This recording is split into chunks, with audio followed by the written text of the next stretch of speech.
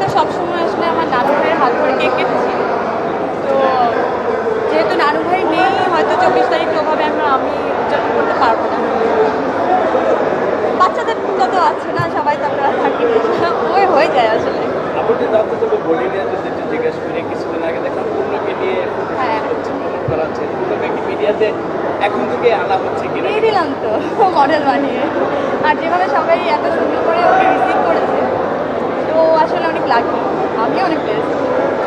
সামনে আমরা কাজ সম্পর্কে আপনি একটু জানতে চাবো যে সামনে আমরা কোনো সিনেমাতে আমরা খুব শীঘ্রই সেটা সামনের ব্যাপার, এত জুম করে বলে দিলে হবে না, সবাই ওয়েট করো। পরিকল্পনা তো থাকে।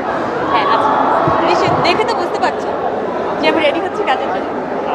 যেটা হচ্ছে যে পূর্ণকে যখন হচ্ছে পূর্ণকে আমরা মডেল হিসাবে দেখেছি এবং প্রচুর প্রশংসা পাওয়া হচ্ছে, সেই প্রশংসাটা হচ্ছে আসলে এখন কি মনে হচ্ছে পূর্ণর মা নাকি পরীর ছেলে বেবি, পরীর বাচ্চা, মানে কোনটা এখন নিজেকে কোন জায়গাটায় দেখতে চায়? পরী এখন নিজেকে কোন জায়গাটা দেখতে চায়, পূর্ণর মা হিসাবে বেশি? আপনারা যেভাবে রিসিভ করবেন আমার কোনো সমস্যা নেই, আমি সবভাবেই গর্ববোধ করবো। আর এই যে প্রশংসাটা কেমন লেগেছে? ওই যে বললাম যে ওর কোনো প্রশংসা হলে দেখেন, ওরা আমার জানা, দুটো বাচ্চাই আমার জানা, তো ওদের কোনো ভালো কাজ হলে আমি আসলে ওই যে বললাম উঠতে থাকি, আমার জীবনে সমস্ত খুশি ওরা। তো আমার তার কিছু চাওয়ার নেই আসলে, আলহামদুলিল্লাহ। ব্যক্তি পরিমণিকে ওকে নিয়ে সামনে দ্বারা একদিন বলবো না। হ্যালো, আচ্ছা, সামনে ডোডোর গল্প আমরা জানতে পারছি যে 2026-এ ধারণা করা হচ্ছে যে ঈদে হয়তো মুক্তি পেতে পারে। এই বিষয়টা নিয়ে এটা আসলে মুক্তির বিষয়টা কি, আমরা আসলে শুটিংটা শেষ করার পরে যেটা হয় যে একটা সিনেমা মুক্তির বিষয়ে পুরো টিমের দায়বদ্ধতা অনেক বেশি, আর্টিস্টের অনেক বেশি কম থাকে, আমরা শুধু প্রমোশনটা অ্যাটেন্ড করতে পারবো। আচ্ছা ব্যক্তি পরিমণিকে কীভাবে ব্যাখ্যা করবেন? এটা একটা বড় একটা কোয়েশ্চেন, চিন্তা করি তারা। আমি একটু জানতে চাবো পরীকে প্রতিদিন নতুন রূপে দেখা যায়, নতুনত্ব তৈরি হয়, রহস্যটা কি আছে? এই যে আমি করি তাই,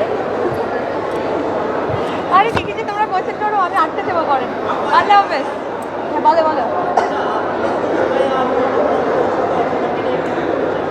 কি বলবো, ইলিয়াস কাঞ্চন ভাই বুঝি নাই।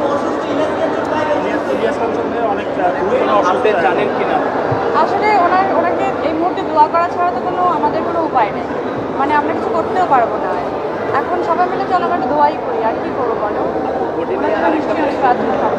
বডি নিয়ে আরেকটা প্রশ্ন রাখবো। বডি এখন কি অবস্থায় রয়েছে তাকে? যে আমরা জানি যে দীর্ঘ সময় ধরে দেখো পুরোটাই কিন্তু তোমাদের চোখের সামনে হলো, তোমরা আস্তে আস্তে করে দেখছো যে ধাপে ধাপে ওটা আগাচ্ছে। আউটলেট হবে কিনা?